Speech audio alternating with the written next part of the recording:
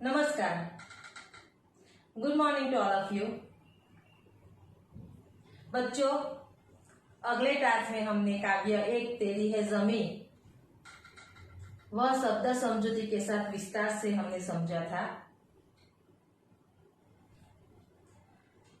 उसके शब्दार्थ भी मैंने आपको होमवर्क में लिखने के लिए दिए थे। आपको मैंने काव्य का मुखपाठ करने के लिए कहा था, लेकिन यह प्रार्थना गीत हम हर रोज हमारे स्कूल में गाते हैं, तो वह आपको कठिन नहीं लगा होगा। तो बच्चों, काव्य समझी, उसका अर्थ समझा, तो आज हम प्रश्न के उत्तर वह हम लिखेंगे। तो सभी बच्चे अपनी नोटबुक और पेन साथ में लेके बैठेंगे। मैं यहाँ पे जो भी प्रश्न के उत्तर लिखती हूँ वह आपको अच्छे अक्षर से आपकी नोट में यानी कि हिंदी की नोटबुक में लिखनी है। मैंने जब काव्य आपको समझाया, अगर आपने ध्यान दिया होगा तो आपको प्रश्न के उत्तर कठिन नहीं लगेंगे। और हाँ बच्चों, जो प्रश्न के उत्तर मैं यहाँ पे लिखवाऊंगी वह आपको हर रोज पढ़ने हैं, क्योंकि जब हमारी वीकली टेस्ट आएगी तो मैं इसी काव्य में से आपकी वीकली टेस्ट लूंगी। समझ में आया बच्चों? तो चलो आपकी नोटबुक खोलो और प्रश्न के उत्तर मैं यहाँ पे लिखती हूँ, वह देख के आपको लिखने हैं। चलो,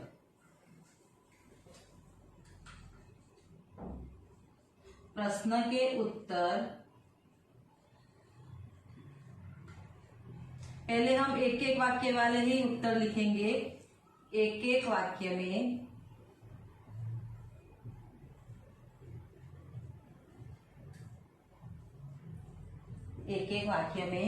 लिखिए।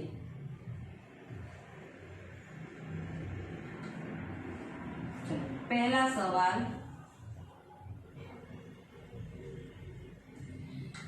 सवाल कौन सा है?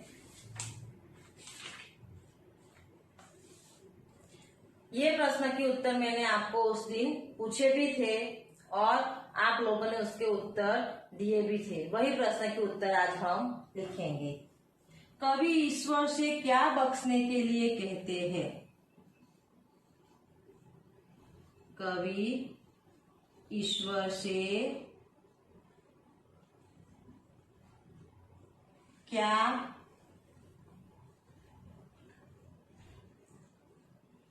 बख्शने के लिए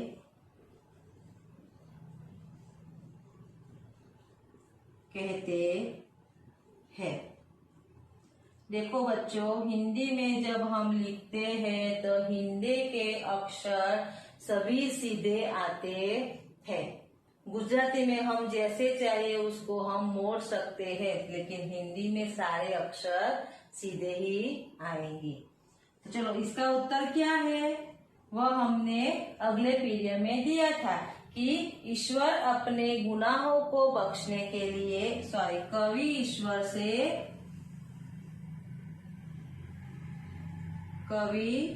ईश्वर से अपने गुनाहों को, गुनाह यानी अपराध, अपने गुनाहों को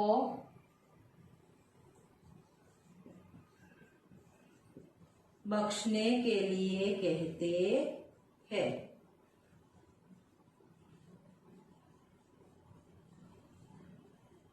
देखो बच्चों, अच्छे अक्षर से लिखना है, आप पढ़ सको, मैं पढ़ सकूं, उसी हिसाब से आपको लिखने हैं। कवि ईश्वर से अपने गुनाहों को बख्शने के लिए कहते हैं। चलो, दूसरा सवाल है, हम दुनिया में किसकी इच्छा से आए हैं?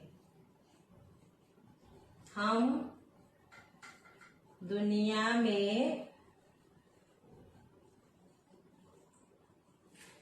किसकी इच्छा से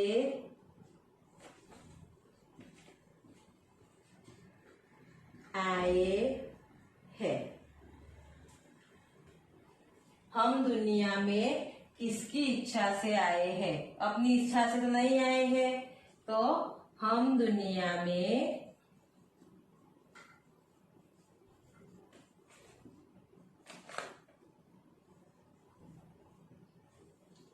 ईश्वर की इच्छा से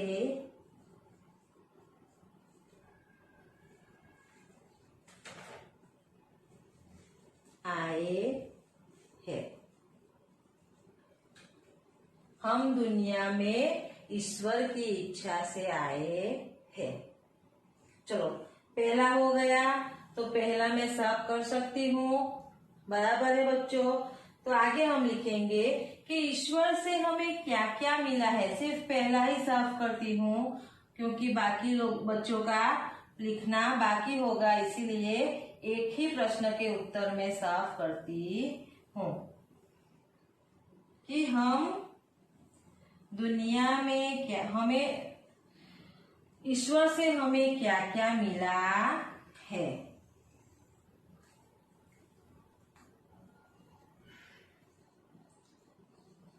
ईश्वर से हमें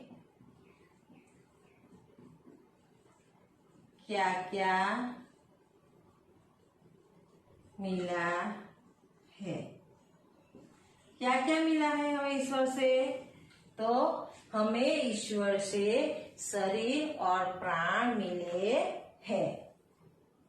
हमें ईश्वर से, देखो बच्चों मेरी तरह आप भी बोल के लिखो तो आपको याद रह जाएगा। हमें ईश्वर से शरीर और प्राण मिले हैं।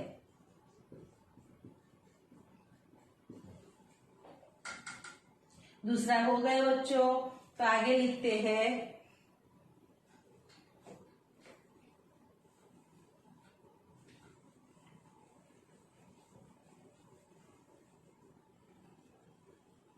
आगे चौथा सवाल, कवि ईश्वर के सामने कैसे खड़े हैं? कवि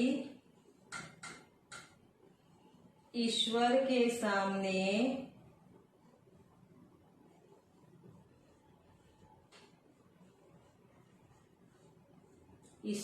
सामने कैसे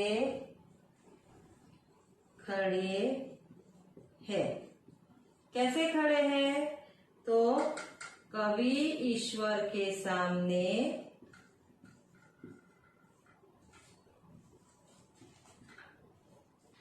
सिर झुका के खड़े हैं। सिर झुकाकर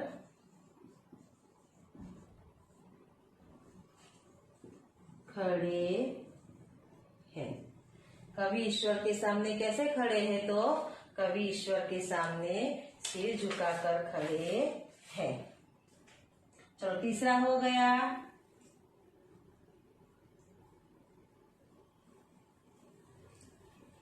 आपको अच्छे अक्षर से लिखना है, समझ में आया? क्योंकि आपकी हर संडे, हर रविवार को वीकली टेस्ट होगी, उसके लिए आप उसमें से पढ़ सके, क्योंकि आपके पास अभी कोई भी पाठ्य पुस्तक नहीं है। सवाल 5, ईश्वर हर आफत को कैसे टाल सकता है? ईश्वर हर आफत को क्यों टाल सकता है?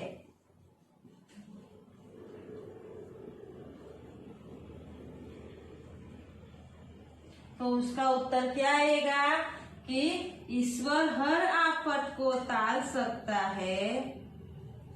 ईश्वर हर आफत को टाल सकता है क्योंकि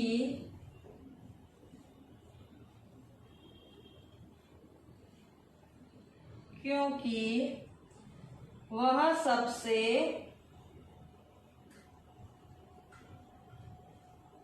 चौथा साफ करूं बच्चों, प्रश्न उत्तर रहने देती हूं, अगर किसी का लिखना बाकी हो तो।